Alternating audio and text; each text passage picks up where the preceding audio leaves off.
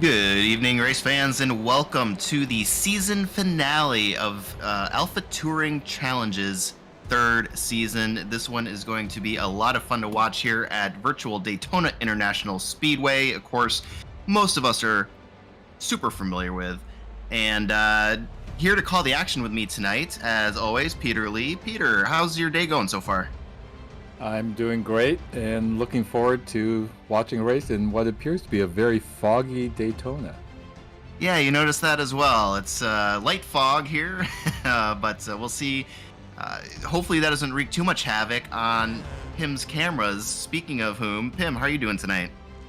Well, that's great that you mentioned that because was thinking of a night race, and now I'm suddenly seeing not much. So I'm curious to see if we're actually gonna show an broadcast up here. But curious to see how we're gonna do that, because on the moment I see a lot of fog.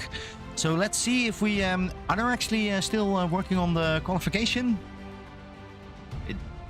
Does appear like the session is over, but the drivers who are on their final hot laps are going to be able to finish. I think that's where we're at right now. All right. So, yeah, as that finishes up and we get a good look at the track and the surrounding area there. Yeah, so right now this session, and we'll see what happens when we swap to the race session, but 99 degree Fahrenheit track. And like we can see, light fog, and the wind's really whipping out of the west right now at 24 miles an hour. So that's going to be interesting on the straightaways for these drivers. And we've got a 1 hour race tonight for the finale. The other kind of rules, if you will, we've got an incident count penalty every 13 incidents. So once you rack up 13x, there'll be a drive-through, I believe. And then you get a 25 incident disqualification limit. Drivers will have one fast repair for tonight. So other than that, the other thing that I was kind of looking at, interested in, since this is the season finale, Peter, looking at the standings there, does anything catch your eye? Well, it's very hard to sort out exactly what the situation is because of the use of drop weeks. And so we were just scratching our heads about this. But it looks like the season championship is definitely not decided at this point. Is that how you see it, Chris? Yeah, I mean, it's hard to know, like you said, with the drop, with one more ended up being Chris, dropped for the night. wow, Oh, nice. Look at this. Now we're getting to see something. Oh, the sun is setting. And will we still have fog in the nighttime once the sun sets? Oh, this is the beautiful... It's going to be spooky. Tim, I'm sure you're getting nervous. This is probably one of the bigger challenges for cameras. Well, this is definitely a big challenge, but it looks very amazing for me so far. I am very curious because we've seen many different races. I was wondering, Peter, have you ever driven over here for the long endurance race? I haven't, although it's really a goal of mine. You know, we did just have in real life and on iRacing about 2 weeks ago the Daytona 24-hour race. What an amazing event, both in real life and in iRacing. And, you know, this is on the Daytona Road Oval, which is a 3.5 mile track that has an infield, very technical, challenging road course setup, but uses about 3/4 of the oval with a chicane that interrupts the middle of that oval. So this tests outright speed. I think the wind that Chris was looking at is going to have a huge impact. But you also need lots of grip and be able to handle the super technical road infield section. Yeah, and while we talk about that, I do want to mention our champion, or at least the grid position right now. It's very important for this hour race. And Jean Lauzon took actually that first position. A little bit surprised. I was thinking of Vojvovic coming up, but no, it's actually Jean Lauzon. And on the second position, we have JB Desjeux. And number 3 is our slug who is pretty much always on that podium. So right up there, Sean Campbell next to him. And then we see Jerome Boujalas and Francois Schink. And I do think that those two guys are going to have some close combating, because they're very close into the championship. Is that right, Peter? Yes, they are, and so they'll be battling for final season standings. And I think they are very, very well known to each other, and so they know each other's tendencies, and so we'll expect them to be pretty close. It's great to see Matt Shupka also qualifying way up there at P7. A great qualifying result for him. Yeah, and then Logan McKenzie on the 8th position, Andrew Little 9th, Ray Bartnikowski up there on 10th position, and then we see August Blondel, Eric Stutzer, all the names that we've seen before. But one new name, Melody Chance. Our racer from Formula 2 is actually coming over here. I also see my own name over here. I'm not sure how that is happening, but I'm not racing, I will tell you that. I think we are getting ready. I'm really, really looking forward to this kind of start. We see John Lauzon and JB Desjeux on the first positions. And here, I think the pace car is already in, if I'm correct. Yes. And there we are. Indeed. Barney is going off.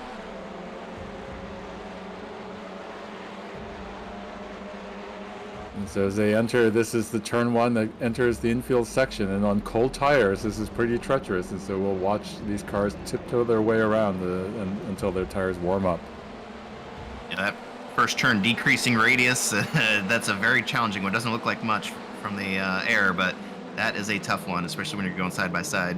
And we are seeing a lot of action now through turn 4, the turn 4 hairpin, and a lot of cars side by side here. Speaking of which, Jerome Bajulaz and Francois Schenk in that battle for P5 and overall season standing points, really testing the limits. And you can see now Francois is really trying to just stay glued to the back of that 99 car and not let him get too far away. Just behind them, Logan McKenzie, the current season standings points leader, probably just happy to get out there and score some points today. So he's probably holding back just a little bit, I would imagine. I think Logan McKenzie just wants to stay out of trouble, finish in the top 10, and I think he'll be good. As they come out of that turn 6 onto the oval part, that exit is so important for these cars, because they're going to be strained. These little 4-cylinder engines are going to be strained to the limits in order to get the maximum straight line speed here. And they're going to dive for the first time into the back straight chicane there. We'll see how they navigate that, and then back up onto the oval here. One thing that they were talking about in the pre-drivers meeting here, you can see Melody this. Chance going off right in the corner over there. Had some difficulties. Don't think there was much going on, but Jean Lauzon, look at that, already 1.1 second out of JB Desjeux on the second position. Yeah, and what you will see, you can see it right now, it's Slug pushing JB Desjeux, and actually Sean Campbell getting in on the action there, which you wouldn't want to do that in oval racing, pushing the pusher, but that seemed to work out just fine. That is something they talked about in the drivers' meeting as well. These guys are going to be bump drafting in this race. Oh, and look at this. The Slug is actually taking over that first. He is taking over that second position right now. Has a better exit, and I think JB Desjeux has to worry about Sean Campbell, who's on that outside. Can he take a better line on that? While he's nearly close by the Slug, but the Slug has a better exit. I'm curious to see. Yeah, these cars punch a big hole through the air. The draft effect is super heavy, and so we're starting to see that. You almost don't want to be out in front with people behind you. It's almost better to be the second car, and so we'll have to see how that dynamic plays out through this race as they enter the high-speed oval section. Yeah, and it looks like that fight from the Slug and JB are really hampering a lot of people over there. And John is really running away. Look at that, 1.7 seconds. And we do see JB and Sean now going side by side. And in this case, if I mean, shoot, I don't know. I don't race these cars, but I would think I would want to tuck in there like JB's doing right there and get that draft, and it'll add a couple miles per hour to your straightaway speed if you guys can get those cars hooked up. Yeah, it does look like a situation where working Oh, together. JB is going way Oh. off. Look at that. That is really, he didn't mean that to do, but that will have a big impact on him. I hope his car is not too much damaged. Logan McKenzie is the laughing over And- there, gained the position. Oh, and it does That look like Shepka. Eric Statzer also had an issue in that chicane, and maybe damaged. In fact, he's in the midst of a tow back to the pits. Yeah, there's a lot of folks. Let's have a quick look at looks what like happened to Matt. In that chicane, yeah, that is a difficult spot, and when you hit the grass, we know, oh, he is actually quite smart on continuing. I don't think he has much damage over there. Or something else should have happened, but no, he's completely fine. Right. You know, in that chicane, there is a big kind of bump curb on the exit, on the kind of last apex exiting that chicane, that will destroy the suspensions of these cars. And so that's one thing that they'll all be very careful about.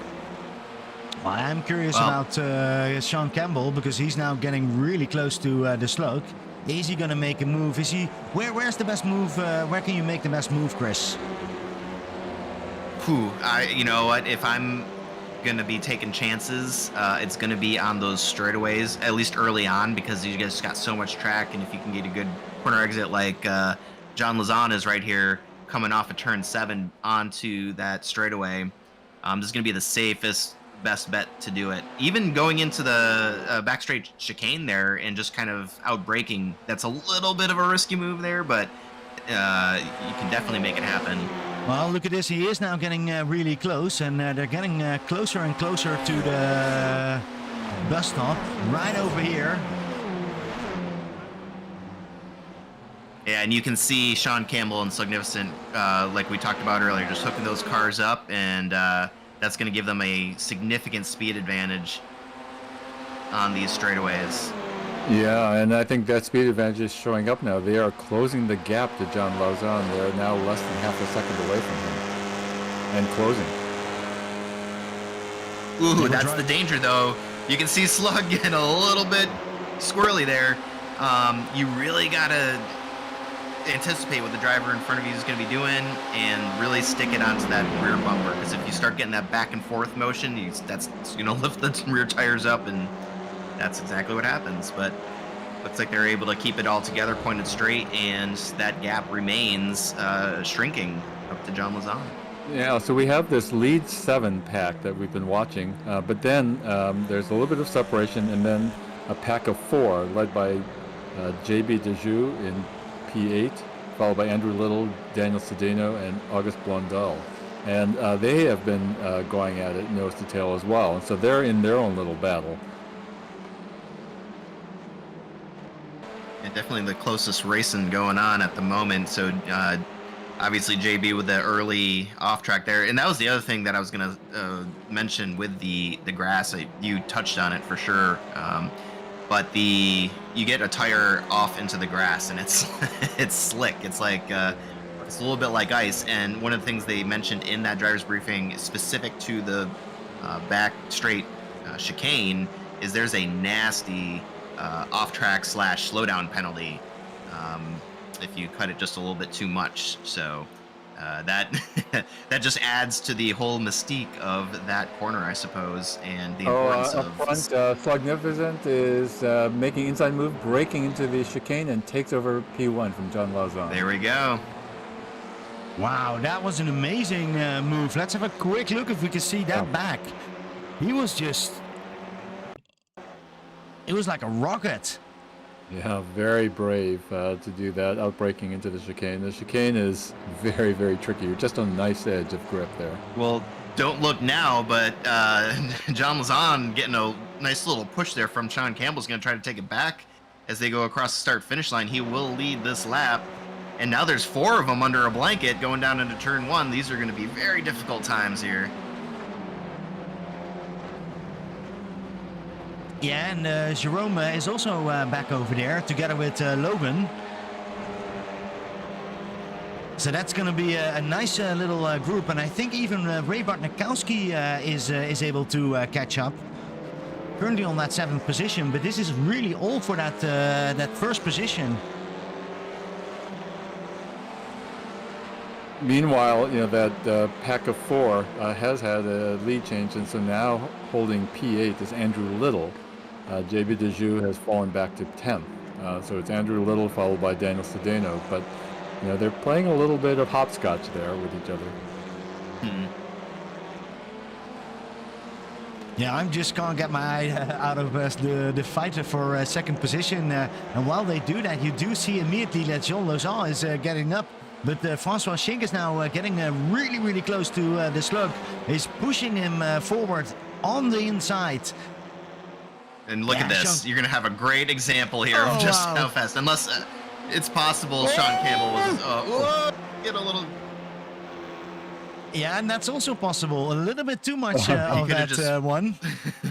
Chris, you've had more experience with this than either Pim or I. When you're doing that bump drafting, at least for me, the few times I've tried this, the car is so unstable. How do you manage that? What? Yeah. Well, there's a lot of trust that you got to have with the driver. That's pushing you. If you're up front, very important to just maintain as straight a path as possible. And for the driver behind, knowing when to bail out. I think that's the biggest thing. Like, it's not too much of a science. Yeah. This is like drafting for experts. This is with three of them. That was Jerome there making a good decision to bail out because it was looking a little bit goofy. Wow, this is a great race. This has a little bit of something for everyone. If you're into road racing, you've got this. If you're into touring cars, we've got something for you here. And if you like bump drafting, NASCAR style, we've got that too. You got that too, yeah. And I do see that Francois Schenk on the moment is a little bit of a bottleneck for Bourgeloux and McKinsey. They can't pass that, and it looks like it actually becomes its second back over here. If they don't look out, they're 1.1 seconds away. And draft is important. If you don't have that,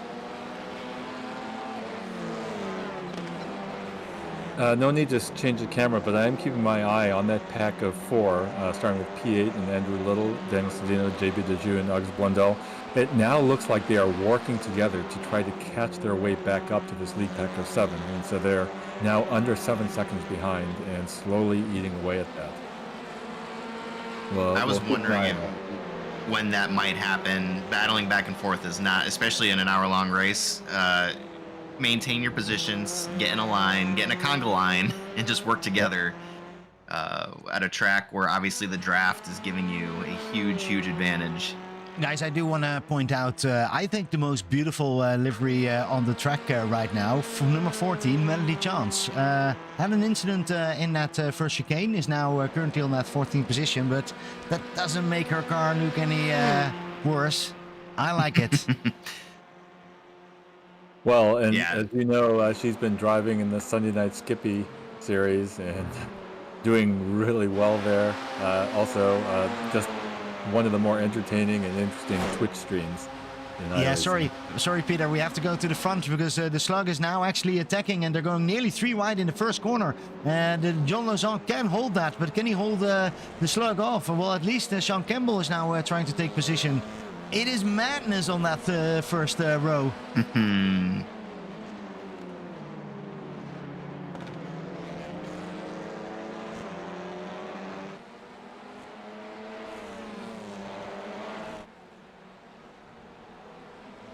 Well, and just a little further back in P4, Francois Schenk still trying to hold off their Jerome Bajulaz and that's Logan McKenzie. Is Jerome taking that spot? I think he is. Yeah, but he'll have a tough line on the outside coming around to enter the oval, and so, in fact, he's backing out. Yep, there you go. Get back up on that bumper and give yourselves a little bit of turbo boost here. See if you guys can't catch the slug.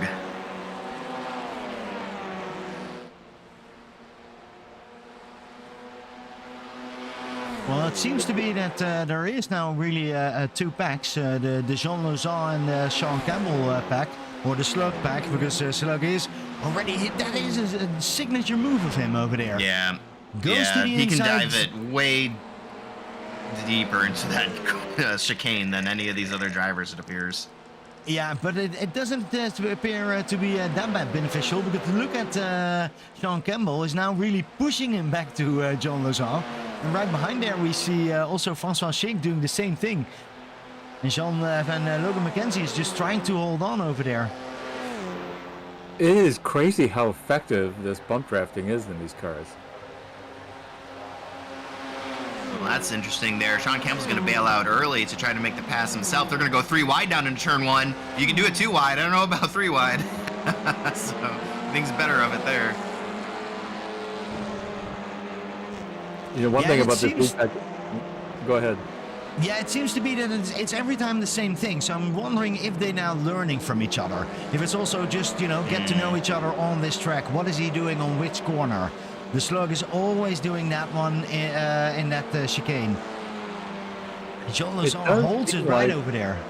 If that lead pack of 3 were to kind of bump draft with each other for a few laps, it looks to me like they would have a chance to lose the next 4 cars. But you know, they're just going at it with each other. 2 wide. That was the incredible. Slug is Dang near the losing a lot there. Or not. Yeah, he is losing. They went through that entire infield section, basically door to door. A quick update on that battle for P8. Andrew Little is still holding on P8 over Daniel Sedano and JB Dejou, but August Blondal now has fallen back, and I think he's lost the draft there. And in fact, he's being caught up now by Matt Shupka. And so that's a battle that's brewing shortly for P11.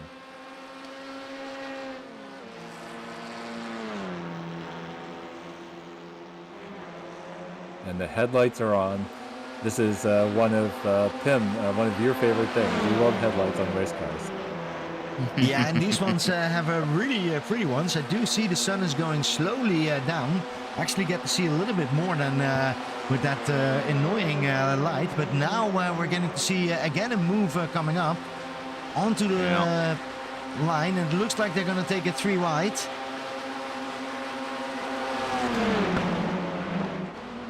Yes, they're going to take it 3 wide.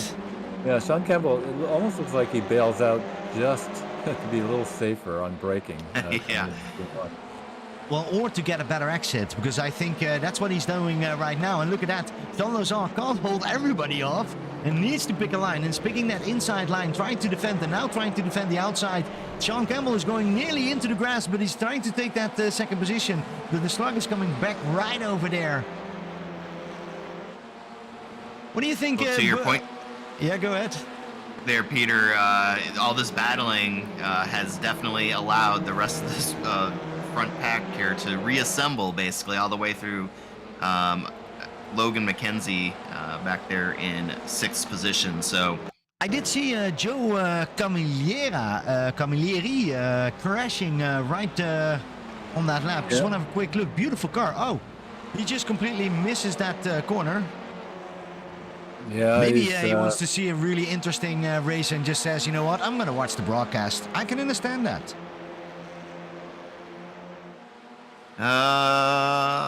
Let's see. I'm not seeing that much anymore, but I do see that the Slug is getting pulled and pushed and pushed. And this is where he usually makes up some time, at least on the entry. It does look like John Lawson's getting much better runs out of the chicane. But Slug is able to keep it close enough, and especially with Sean Campbell right behind him, they just catch him as we go down into across the start-finish line and into turn 1. Yeah, we're seeing the same pattern here. I think Pim said it best. We're just seeing the same thing every single lap here. And then Sean's going to go all the way to the outside. And then he's going to brake early, and then he's going to have a better exit on the entry. Let's go see, have a look. All right, go wide. Yes, brake hard. Go to the inside. And see if you can get John Lozon. Okay, well that one at least had a little bit different outcome. This has turned into a lead pack of 6 now. Ray Bartnikowski has fallen back about 4 seconds from this lead pack. but is sitting in a strong P7. And Well, in that battle for P8, Daniel Sedano did get drafted to get past Andrew Little, and he's now sitting in P8, Andrew Little in P9.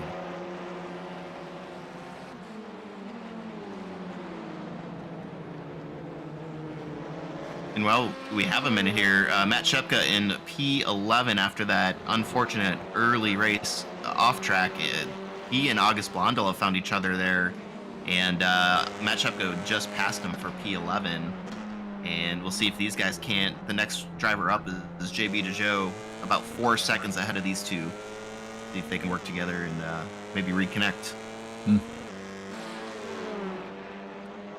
Now, it is nighttime now, but it's on a pretty hot track, 95-degree Fahrenheit track. We have seen the front tires on these cars start to go off after about 25 minutes or so, and so we're about 20 minutes into this race, and so it'll be interesting to see, especially in the infield section, if we start to see some tire wear issues.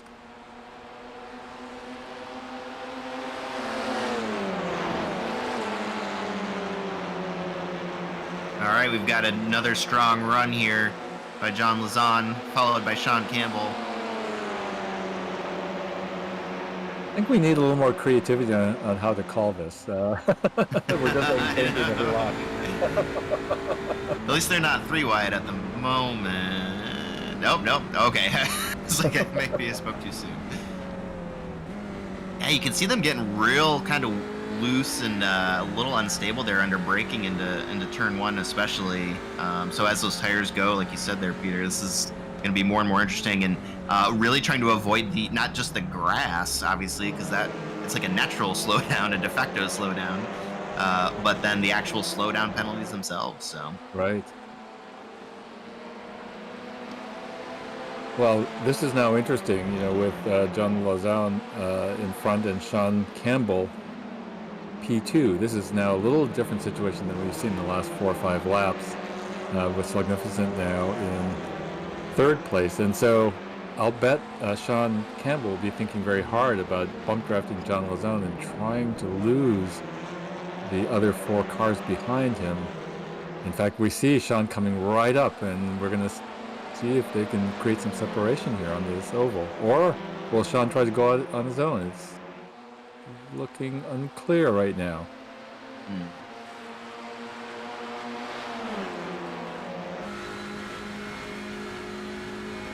Well, this will be brave if they go. Oh.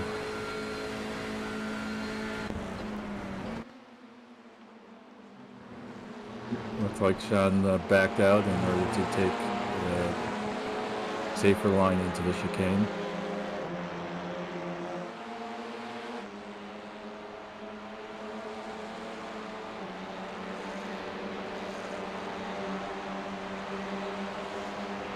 While we watch this potential pass for the lead here, just broadcasting note, I saw Melody Chance and Wiley Cox both enter pit road. It did not appear to be due to any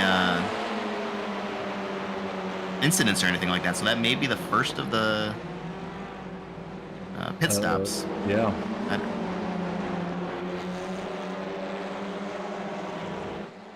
It is really hard to try to talk and watch these guys go side by side through the turn. Oh, man. A quick update on that battle for Pete. Andrew Little has regained P8, passing Daniel Sedano, and is maintaining JP DeJoe in P8. Matt Shepka is still holding down P11, but is being hounded by August Blondell in P12. And I was going to say, so August had passed Matt fairly recently. Matt took it back. So, yeah, those two are going to town there. It's going to be a lot of fun to see how that sorts out after the pit stops.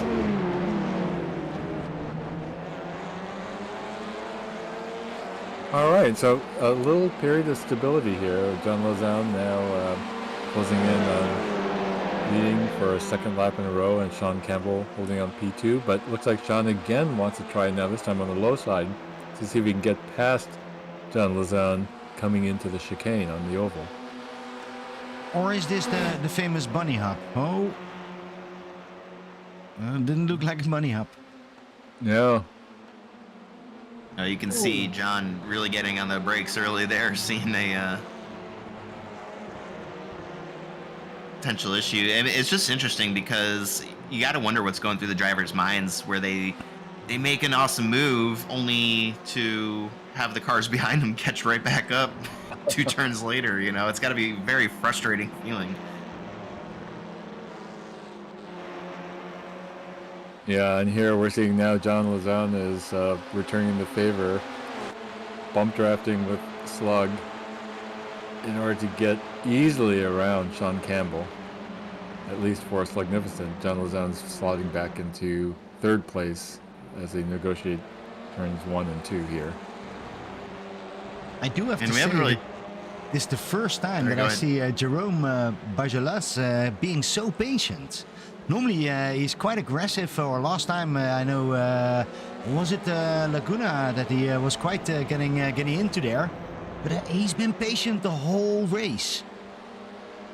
It's such a good point you're making, Pim, and you have to wonder, I could imagine on the ovals that Jerome Bajulas, Francois Schenck, and Logan McKenzie are not full throttle.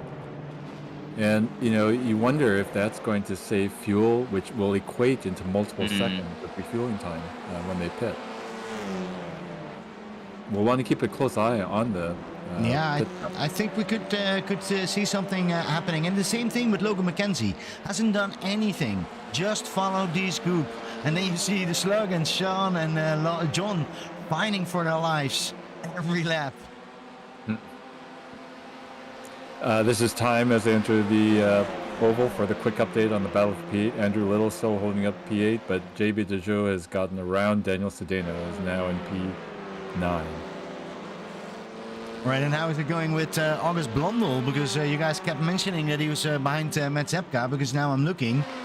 He's not behind him at all. Matt Zepka has really lost him. It's always difficult when you now have to drive basically by yourself over there. It's gonna get night. It is disheartening if you do lose your draft partner on a track like this. You know, we've all been there when you're just out on an island by yourself and no one's punching a hole in the air for you. Or and we do see a pit stop. We see a pit stop from Francois Schenck. Look at that. Pay attention on that one. Wow, very interesting and risky here, because Francois was really benefiting from being in that draft group. Well, Peter, maybe he wasn't. Maybe he was just had enough of it, and he said, "I have way more speed than you guys. I'll see you later. Here's the undercut." Maybe we're gonna call him Mr. Undercut next season. I like it. Yeah, you know, again, not having unfortunately raced these cars, but I do wonder what sort of savings you can get. It does seem like the draft effect is so huge here. So to your point, Peter, it's a very valid strategy in some other vehicles. Just hang on to the rear bumper. Don't go full throttle. I mean, you can save yourself a lot of fuel over the course of an hour-long race. So very interesting to see that nobody other than potentially, you know, Logan McKenzie, Jerome Bajolas, and, well, up until recently, Francois Schenck, they seem to be maybe taking advantage of it, but who knows? Yeah. Right. Now, this is definitely going to be an interesting part to see. And of course, we also have to think of the tires. Last time, Red Bull Ring. I remember that people had a lot of issues with their tires. Maybe that's up here also. Maybe the night, maybe that helps cooling down a little bit more. And while I say that the Slug is not cooled down, he is trying to defend Sean Campbell and John Lozon. Currently, that works out.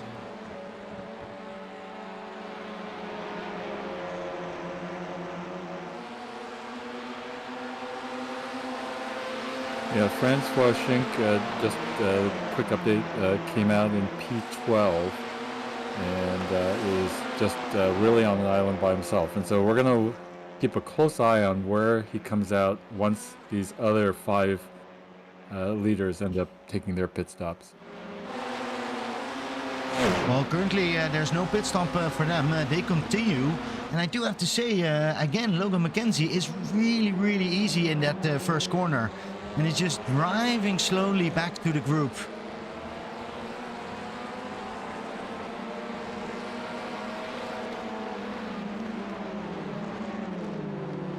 So, Peter, if you need to compare yourself to one of these drivers, what kind of driver are you? What kind of driver would you be?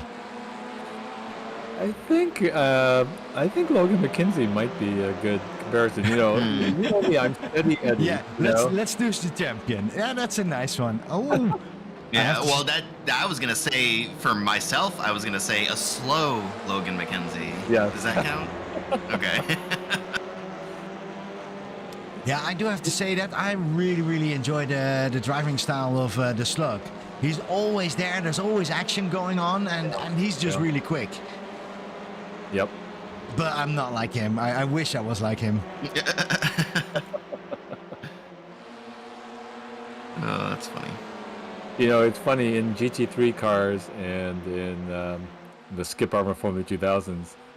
I think I'm very familiar with both Melody Chance and Matt Shupka and Ray Bartnikowski. And so, you know, I'm sort of middle of the pack compared to those three. Yeah, well, I'm curious to see what we would do. Maybe I hope they have an off-season where we can actually give it a go and see how we compare to those guys. Because it's going to be different than our GT3 normal races that we actually have tomorrow, Peter. Right. And all cheers are necessary for the PRL League, so... and while I say that, we do see... coming around the Slug. But the Slug is going in. Yep. And look at that, and teammates are going in. The Slug is going in together with Logan McKenzie. I was wondering, has Logan forgot to actually turn on his headlights? Or is that just me? Ray Bartnikowski is also coming into the pits. Francois Schink is coming around the last part of the oval, and so it's going to be close here to see what happens. Well, Logan McKenzie is driving away right now. And here comes Francois Schink. We can see it clearly. He's going to be on full speed. Logan McKenzie is now pushing together with the Slug. And goes out. Hit the wall straight over there. And now actually both are injured over there. And that means that Francois Schink is going really close, but not close enough. But I do think that Logan McKenzie did have a touch over there. I'm curious to see if that's going to hurt his car. Right. Any little aero tweaks here could have a huge impact on the oval. And his headlights didn't go on.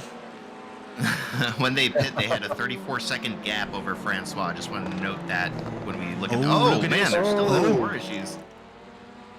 Well, or they're defending really hard on each other, or this is actually just a mistake from Logan McKenzie.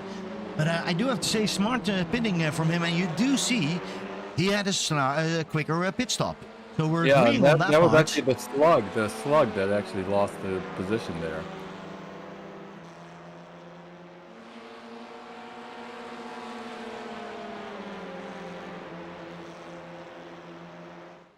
So meanwhile, you know, the Sean Campbell up front is diving into the pits, leaving John Lazone and Jerome Bajulas still out on track in the lead. Interesting.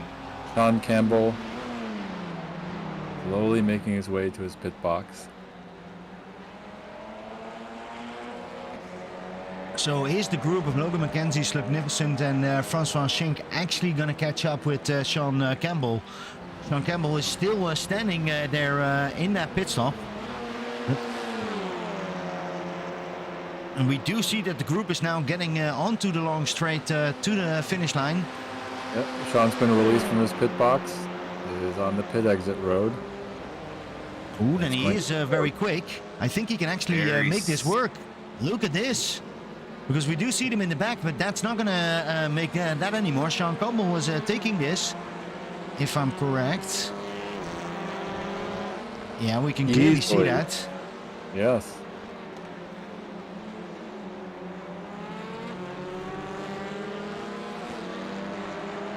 Well, it seems like Sean Campbell has definitely made up some time there. He has a full second lead over the Slug now. Let's also have a quick look at Andrew Little.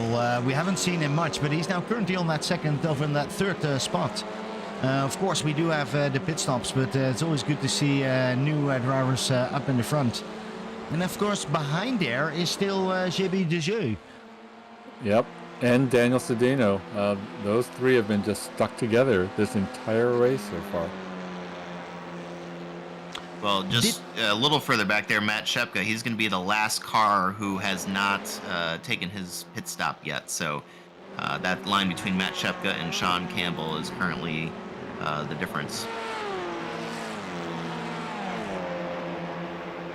And now, Yeah, and I do have to say that Sean Campbell is really taking a big step. And Slugnificent is trying to follow him, but Logan has some more difficulties because he's now getting attacked from Francois Schink. Is he going to survive that up here? It looks like Francois Schink came out a little bit quicker. And he's now taking the lead over there. And that is an interesting because that is the number 1 and 2 of the championship.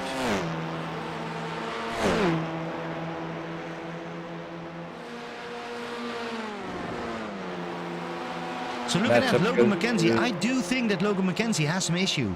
I do think that he has an issue while he was exiting that pit. Yeah, I think you might be right. Matt Shepka is in the pits right now, to Chris's earlier point about him. So we're really still waiting for the two current race leaders, John Lauzon and Jerome Bajulas, to make their Oh! Francois Schink goes way wide into turn 1 there, so that's going to let Logan McKenzie go by. My hot take on Logan McKenzie there was that he just has no incentive to help Francois Schink whatsoever, so he was just laying off, not giving him the benefit of the draft. But I guess at this point right now, kind of irrelevant because now he's made his way past the 18 car and is leading that twosome. Well, we will see if Logan actually gives up that position because that could be a tactic. You know, those guys, he just needs to stay close to him, and currently he's doing that, or he's even leading that way. And the Slug is getting together with Sean Campbell. New couples are formed right in this race. Well, the sun really is down, and we can call this a night race up here. Well, the gap from John Lawson, currently leading the race, back to Sean Campbell in 6th place. Is the presumptive potential leader, at least, is 34 seconds, which was the exact gap we saw Francois and Slug and Logan McKenzie come out. So it's going to be really tight. Yeah, and they still, they just passed up the pits again. You know, this is pretty significant. The pit window is very wide open here. And this is a 3.5-mile track. And so there's lots of different mileage that these drivers are putting in their first stints.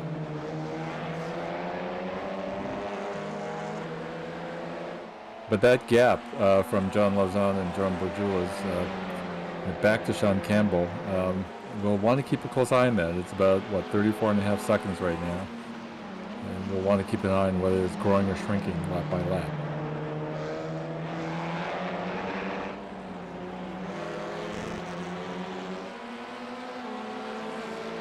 And we're currently watching Daniel Sedano fighting with JB Dejeu.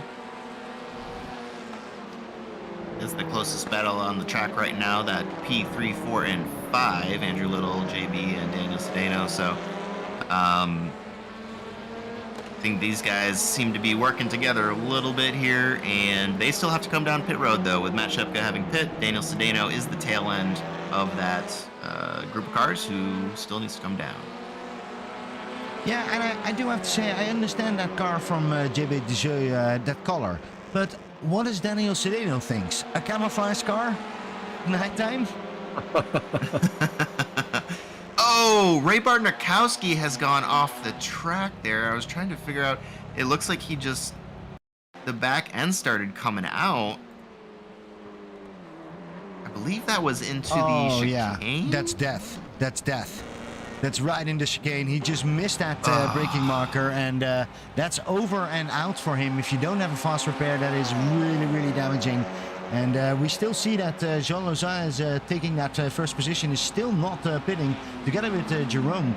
I am curious to see. Let's have a quick look if we can see the last times of them. They're all driving pretty much the same times. John Lozon is a little bit quicker than everybody else. Sean Campbell is getting really close, so I don't think he's making much progress of staying out.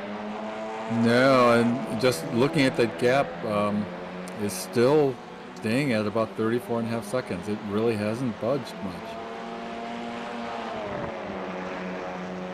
And so why not stay out? I think it's good. We do see here in turn 1, the Slug is actually taking the 6th position over from Sean Campbell. So they're starting to fight a little bit more as well. So Sean Campbell is pushing him into the corners. I thought you were only going to do that in the oval part, but they're also doing it right here. This bodes well for John Lawson and Jerome Bajulaz, to be honest with you, because those two up front seem to be not battling too hard. I don't know that Sean and Slug are on that same page, so we will ultimately see. Although now Sean does seem to be backing up just a little bit. Well, I'm just curious what Jerome has eaten, because we see a completely different driver, and I'm going to tell you, he's going to be quick in that pit stop. When he goes in, let's have a quick look at his pit stop, because he doesn't need much fuel. He has saved a lot. I think he's going to go a lot quicker than John Lozon. And Andrew Little, what about him? Yeah. I mean, for just getting back to Jerome Bajulaz, it does seem like all he needs to do here is be patient, pit when John Lozon pits. Which could be... And John Lozon is pitting right now. Oh. He's gonna keep going. And Jerome's going to take the race lead. All right, so now we're going to see, how quick Bajulaz really is. Is he gonna now full out? And I'm curious to see if John Lozon is actually gonna bypass the Slug and Sean. Very, very interesting. Hence times here. The Slug and Sean Campbell are on the front straight part of the oval. And they have see if Sean makes a move here, if he's just happy to push. No, they're gonna push. They're gonna push. Put a blanket on them, and they're pushing all the way. And let's have a quick look where Jean Lozon is, because he's now getting out, and we can see them. Oh, and Jean Lozon also hits that. Just a little scrape. Yeah, that was a big scrape, and he's not going to make that. Look at that. They're actually going to bypass him right over here in that second corner, or... Well, no. We're just straight back where we were. Straight back. Look at that. Oh, this is amazing. Great racing of those guys over here. Wow. All that speculation and strategy for nothing. Yep. They just let us make look silly. Look at that, they're constantly, you don't know who you're fighting with. You have to look into the mirror, you have to look in front of you, you're on side of you. And John Lozon is really getting squeezed over there. But then still, yeah, he can make that move.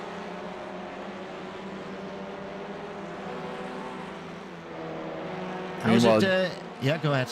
Yeah, Jerome Bajulaz is rounding the end of the oval, and we're going to keep it outside to see if he's going to make his pit stop now. No, he's not. No, he's not. No, you're not. Not so fast. So, Jerome Bajulaz is 34.5 seconds ahead of the Slugnificent. And so, of course, nothing he is. Changing. Well, let's give some love here to. Oh no, Andrew Little. Well, let's give him love anyway. He's coming down pit road. He was there in second place for just a handful of seconds. That's going to leave JB DeJoe and Daniel Sedano in second and third place. Now, obviously, they still have to pit there. The last two who have not done so.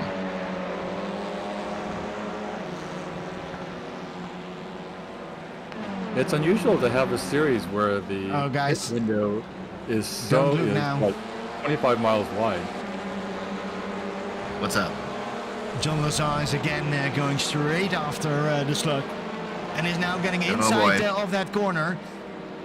Was smart enough to stay outside. I was thinking like that's gonna be something. I do want to say the fight behind them is also getting heated again. François Schenk is trying to get closer and closer, and when they fight, it's a great way of coming back, although he doesn't get any help from Logan McKenzie. No, yeah, he's gonna have to do, if he's gonna claw his way back up, it's gonna be all Francois Schenk. And but yeah, to your point, this battling in this Sean Campbell, John Lazan, Magnificent, that's exactly what Francois is hoping for. Meanwhile, Jerome Bagulas has now opened up a 35-second lead over the slug. And so something is working for Jerome here. Coming out of NASCAR 4, let's see if this is the lap. Yes, this is the lap. Here he comes. He goes into the pit.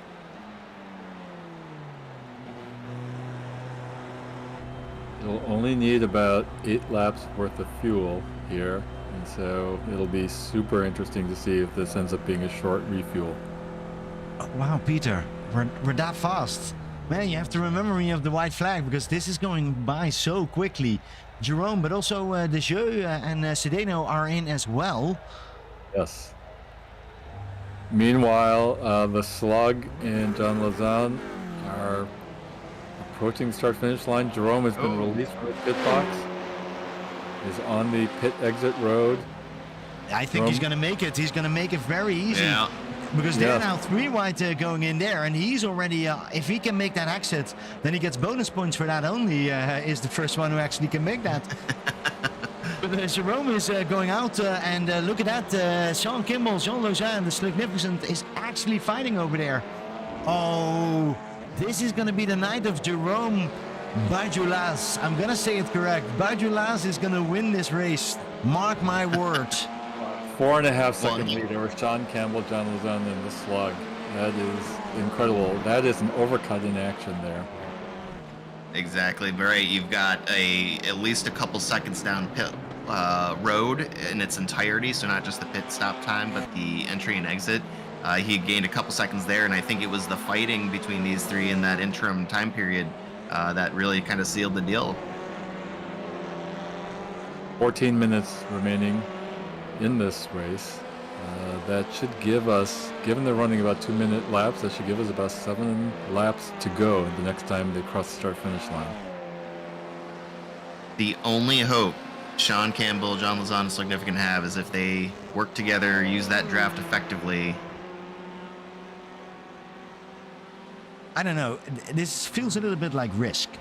When somebody's winning, we're all going to go against him. So maybe they're all now realizing, okay, we need to work together. Right. Let's beat Germany. Right. I do wonder if Logan McKenzie and Francois Schenk are thinking in those terms too, because they're about 2 seconds behind that lead pack. And, you know, I'm keeping an eye on both of these gaps, the gap from P1 to P2 and the gap from P4 to P5. I think Logan is sitting with a champagne glass, looking in the back, Daniel Sedeno, 18 seconds. I'm pretty okay that I get that 6th position. I think he's already done. Yeah. There's no, in fact, it wouldn't be smart for him to risk anything and get too close. No, it wouldn't be smart, and especially when you see the fight up in the front, Sean Campbell, Jean Lausanne, the Slug, they're making it hard. You don't want to be in there. And the only way to do it right is like Jerome Bajulas, who is just running away, and I do have to say he is little by little losing a little bit of time. Let's have a quick look at the lap times. When we do see Campbell getting a little bit closer. So, Pim and Chris, we talk about this from time to time. When you're in this situation that Jerome is in now, toward the end of the race, you have a comfortable lead. It's actually not a very nice situation to be in. I mean, it's a good situation, but you worry all the time, don't you? Yeah, of course you worry, but you worry twice as much if you're actually looking into the other guys. If you now are the Slug and you still need to pass 2 guys, and that's way too much. I would rather be Bajulas and now just wait till the end. Yeah, yep. And you can still defend. You can Yeah, still quick defend, update Peter. on that battle for P7. Daniel Sedano is now in P7 ahead of Andrew Little, but they're just going back and forth all race long. Nice.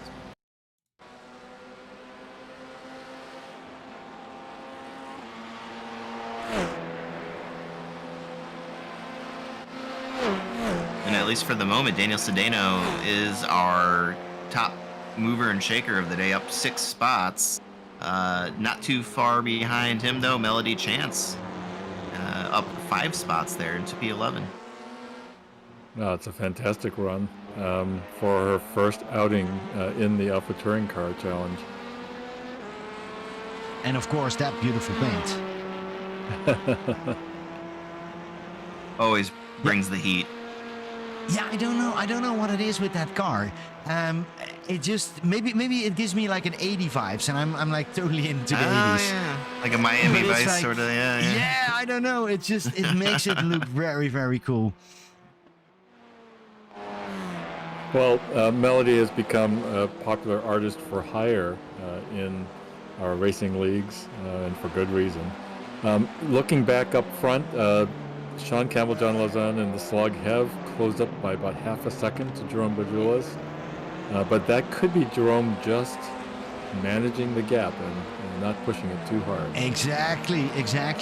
Why do I need to push? I can just do it as easy as possible. And while we have a quick look, I do see that Campbell is coming closer, half a tenth. Or fifth tenth. You can do that. That's okay. Right?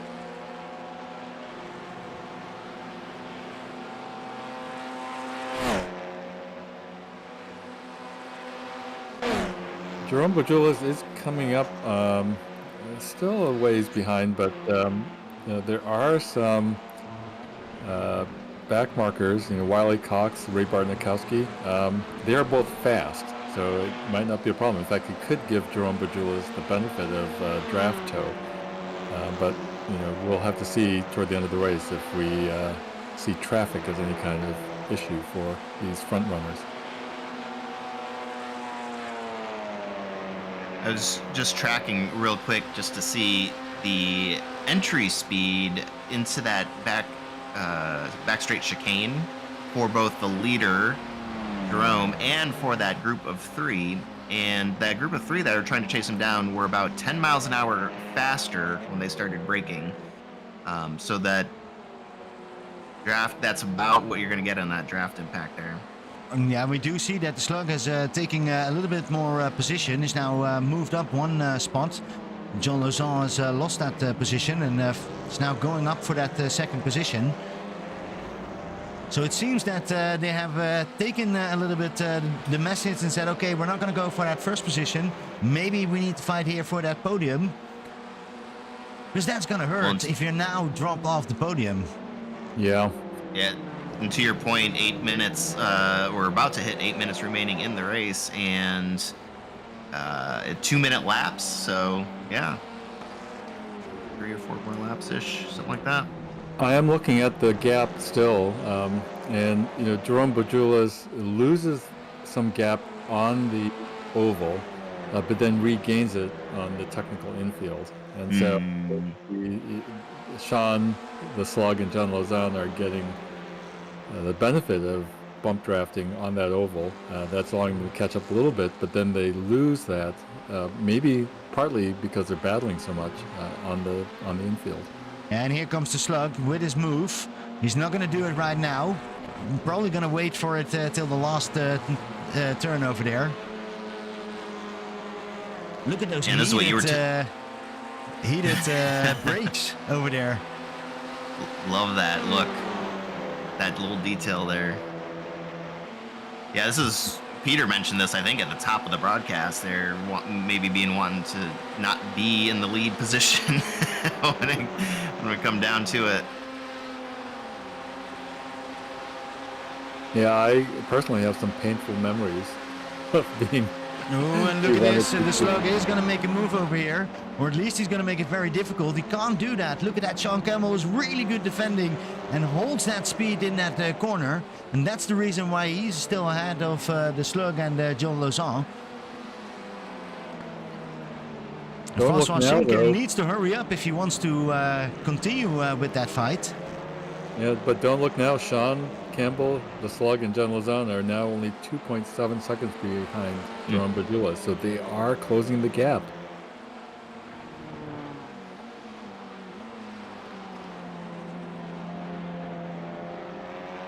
Yeah, and it's 4/10, it's 3/10, it's I would say it's very significant.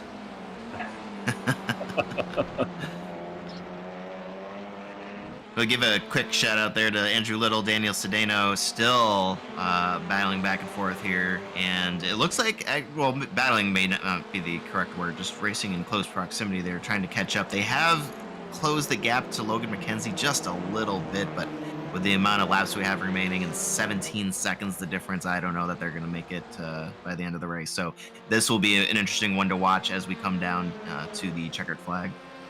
Yeah, Logan has completely checked out. He's not even trying to follow them anymore. Not sure if that was a problem or he's just really taking it easy. But also Francois Schenk, look at that. He's pushing really hard, but he can't get onto that podium. He's currently on that 5th position, 1 position up from where he was. But John Lozano is really taking it too wide with the Slug. There is no way that they're working together anymore. No, they are battling for that podium spot for sure. I think you have it called exactly right, Pim. And that means that it is going to be the night of Jerome Bajolas. Well, the Slug is actually overtaking their John Lozano, making it very tight again, but he's not making that corner anymore. Sean Campbell is really the owner of that first corner. Nobody can pass him over there. Approaching 4.5 minutes remaining in the race.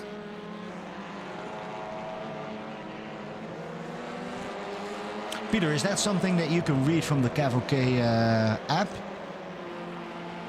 Yeah, in fact, you can... I'm sorry, it looks like Logan McKenzie has had an issue in turn 3. And has recovered. I don't believe has suffered any damage, but was definitely way off track in the horseshoe. Yeah, he just nearly was a little bit off track, and then immediately when you hit that grass, it's going to be difficult. Maybe he needs to put down the champagne over there and try to see if he can actually finish those laps, because he's going to make it very, very exciting. Andrew Little is getting closer and closer. And the fight behind there with Daniel Cedeno and JB is also heating up a little bit more. Yeah, JB caught the back of that.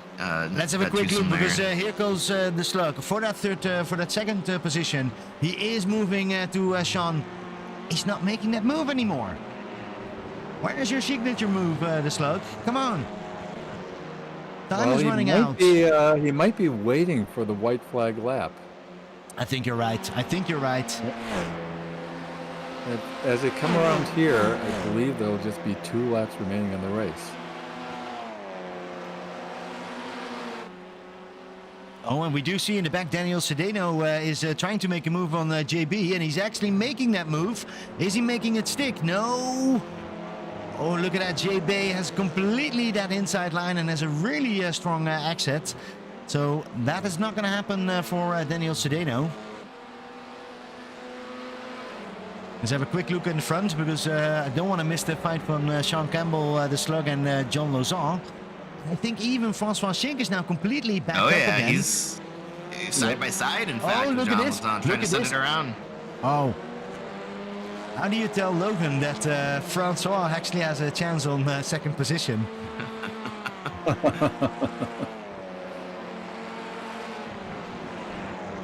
That's going to be a difficult call for the Slug, but the Slug on the moment has his hand full on to actually get that second position from Sean Campbell, but he's tried now like every corner, and he's not coming there. And Francois Schenk is going to have a look.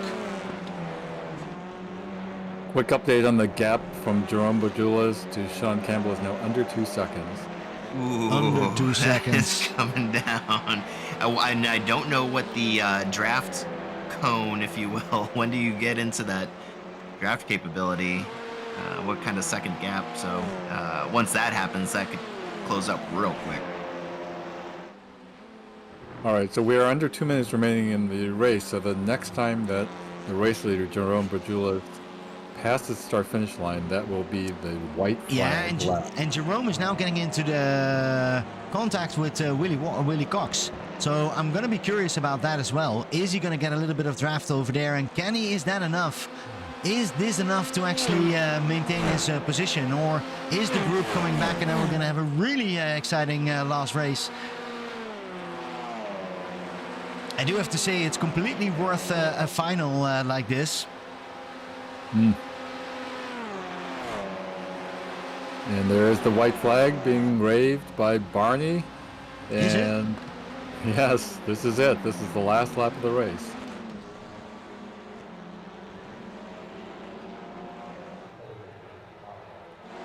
And Oh, it looks like him. Oh, and they're gonna touch back there. John Lazon and Slugnificent. Slugnificent is off the track. He saves it, and will shuffle in. Oh, All right, let's man. have a quick look because I missed that. I was looking at Barney because I didn't see him going off. And whoa, that was a really John Lozon was maybe a little bit of payback, but pushed him quite hard off the track, and then immediately the Shink is right over there, and Slug needs to pass him. Is that going to happen on this last lap? Can you say elbows out? Boy.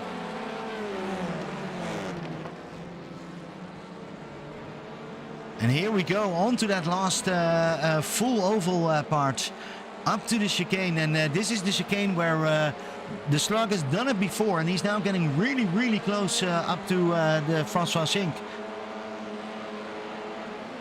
1.3 seconds the gap. I don't think it's going to be enough if they had maybe one more lap, but right now this is Jerome's to lose. Well, and here comes the Slug. Look at this. The Slug is making that move. No, he's looking, but he can't make that move. Ooh. Ooh, actually, I don't know. Check this out. 0.7 seconds now. Yeah. We have 2 more turns to no, go. guys. Is he gonna Are we have really enough? gonna do it? I don't think so. Look at this. This is Look just at this. another Barney is closure. getting really, really close. I don't know which See camera I Jerome trying need to break use. the So draft. now down to 0.4 seconds. And here he goes. 0.3 seconds. Wow. Jerome Bajulas wins completely over there. Sean Campbell was second and John Lozon third position. Francois Shink on the fourth position. The Slug has lost quite a bit of a position, is on that fifth position. And then Logan McKenzie on the sixth position. Still needs to come home. And the firework goes off. Not 100% sure for who the firework is. Is that for Jerome Bajulas? I think so. It should be. Andrew Little came in 8th, but behind JB Dejou. So JB Dejou ended up claiming P7, and then Daniel Cedeno in P9, Matt Chepka in P10. And we're seeing Melody Chance make her way around the oval, and she will finish in P11 ahead of Ray Bartnikowski and Wiley Cox in 12 and 13.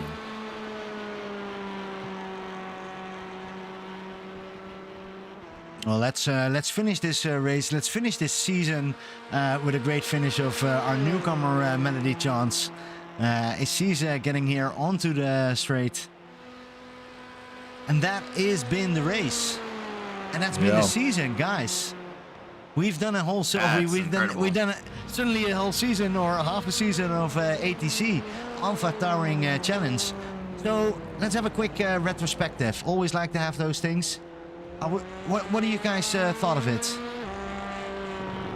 Well, I mean, for one, it was a lot more fun than I would have ever anticipated, and that's more a reflection on me and not understanding the touring cars. Never really gave them a try before, and I was just absolutely blown away. And I think a lot of that too has to do with just the amount of respect and sportsmanship these drivers have between one another. They make it a lot of fun to watch. Well, Chris, I agree completely.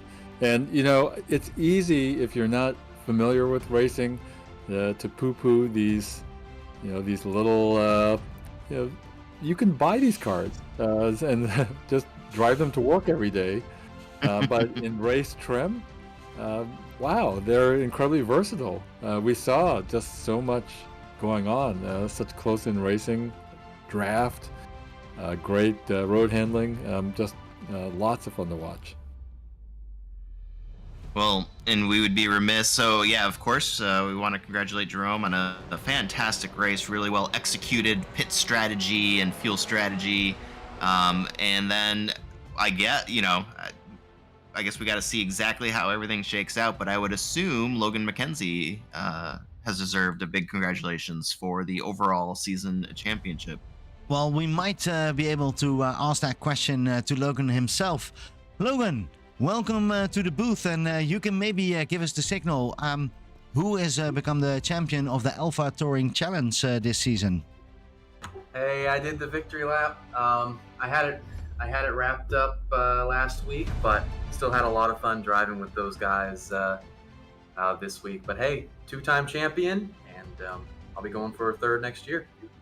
Nice. Well, you're gonna have a difficult time because I know Wojciech is looking right at your championship.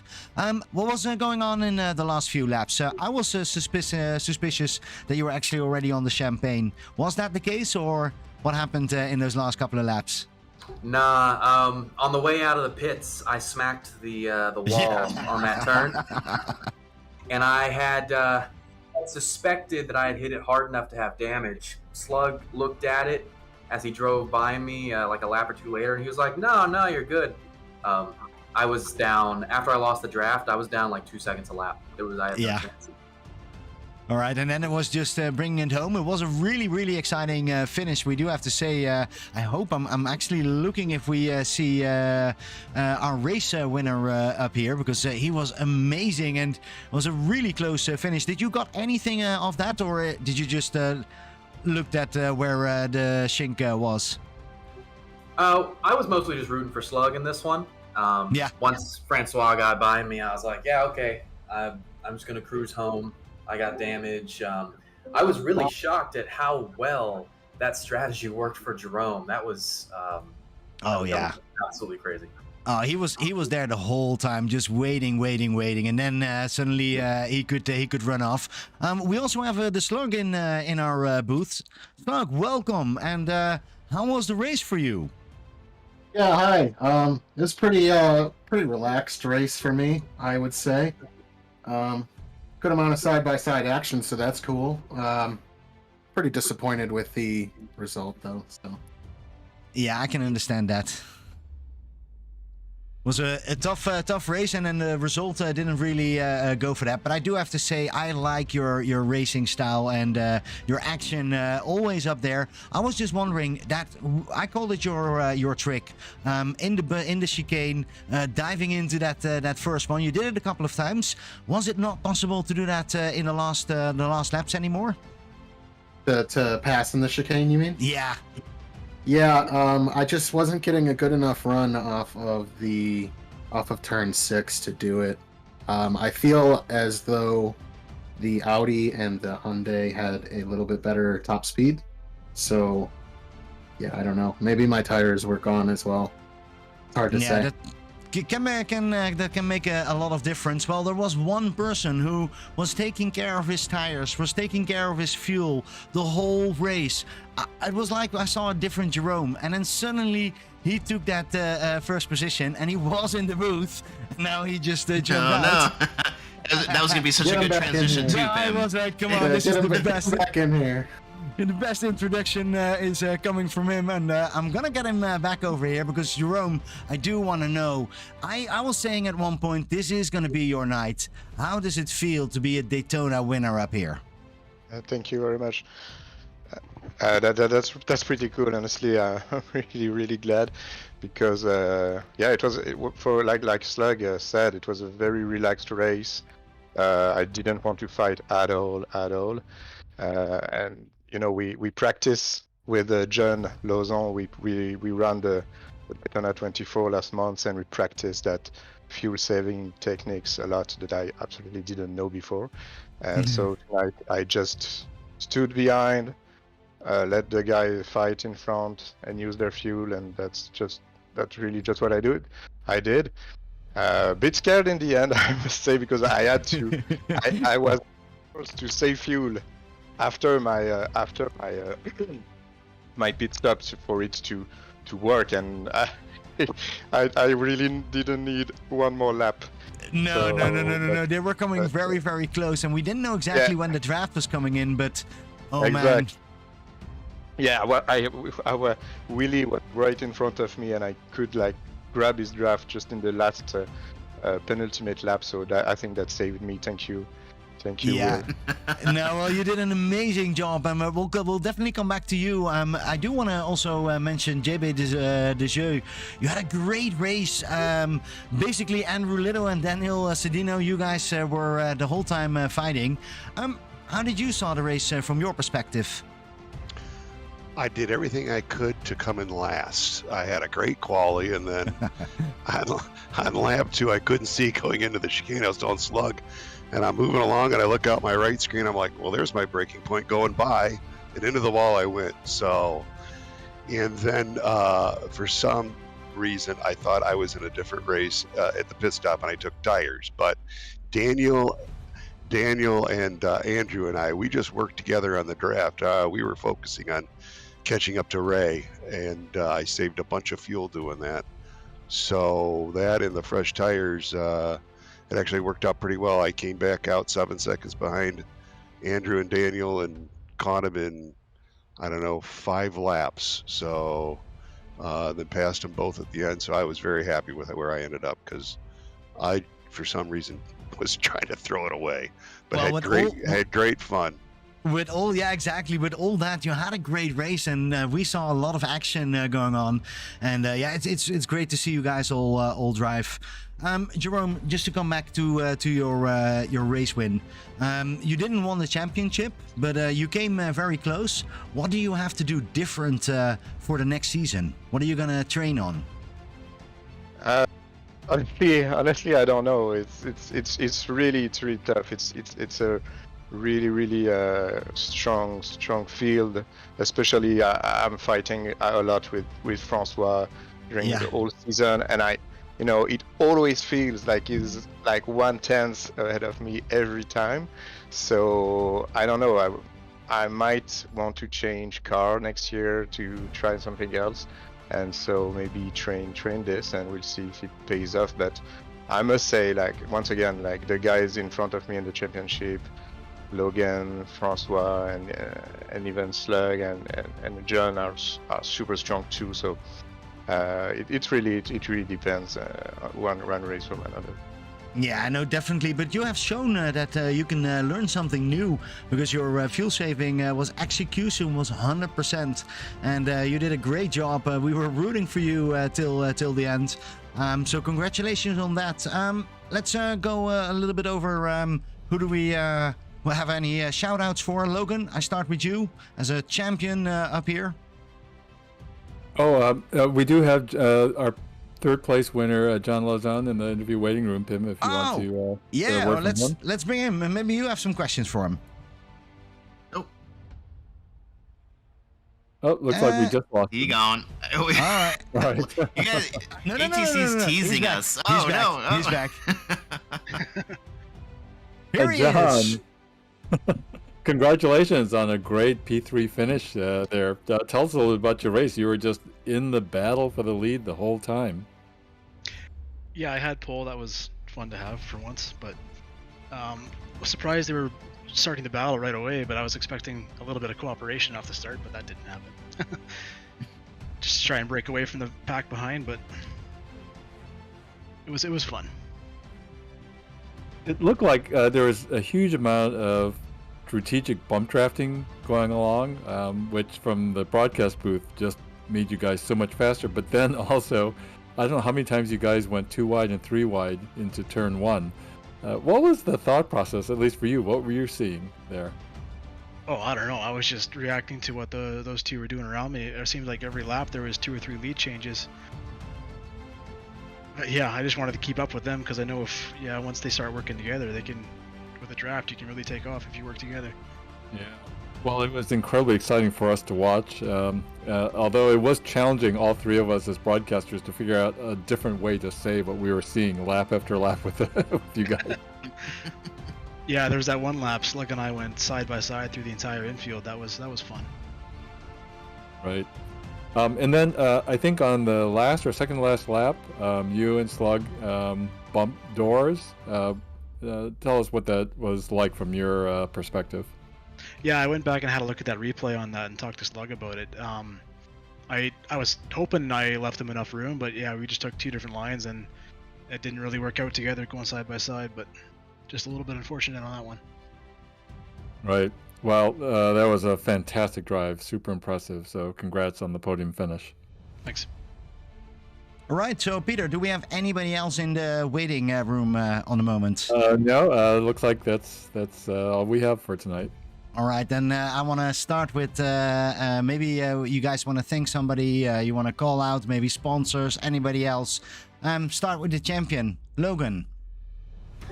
I do it every week. You guys, amazing broadcast as always. Shout out to Slug for being a fantastic teammate all year. Shout out to, if they're still watching, Kendall and Megan. They might still be watching. And that's pretty much all I got. Happy to have brought it home and hope to be racing with all you guys next season when it comes back around. Yeah, we do have some questions about that because we might want to join in with some off-season races because you guys really made us excited about this race. But great to have you up here always in the booth as well. A true champion, and we're looking forward to the next season. JB, do you have anybody you want to give a shout out to? Yeah, I'd like to first congratulate Jerome on the win and thank both Logan and Slug for putting the originating this league and doing all they do, and of course to you guys for doing your broadcast. Can't thank you enough. You do a great job. My post-race scenario now is I have grab an adult beverage and go upstairs and watch it on TV. Exactly. Well, then you do the right thing because that's exactly why we do this broadcast. We have a lot of fun of doing it, but it's also, we know as drivers ourselves how much fun it is afterwards to see yourself race and to see all our comments and all those kind of things. So great to hear that. Jerome, winner of today, winner of Daytona. Yeah, Any thank you. last words? Yeah. I really want to thank Logan and Slug and for putting this league together. That's so much fun. We running it every week with you, and thank you to Francois for being my official nemesis and keeping me on my toes all season long. Thank you very much. Nice. Yeah, that's a great way of ending this stream. Chris, Peter, as broadcasters, we were a little bit new. We're already now, I think, 4 or 5 races in. I'm hooked. What about you? Oh, me too. And as you know, it's not just about great racing. That's a must. But equally important is the great sense of community. And you really see that. The community and the sportsmanship on track. It's really fantastic. Amazing. Chris, any last words from you? Yeah, no, I think you guys all said it very perfectly. I'm just looking forward to the future, and I hope at least that both the Alpha Touring Challenge and Cavalcade Racing can continue to have a awesome relationship, and we can do this for a long time. All right. Well, that sounds very good. As a very good ending. I want to thank everybody for watching. Hope you enjoyed it. If you have any feedback, always welcome in our Discord.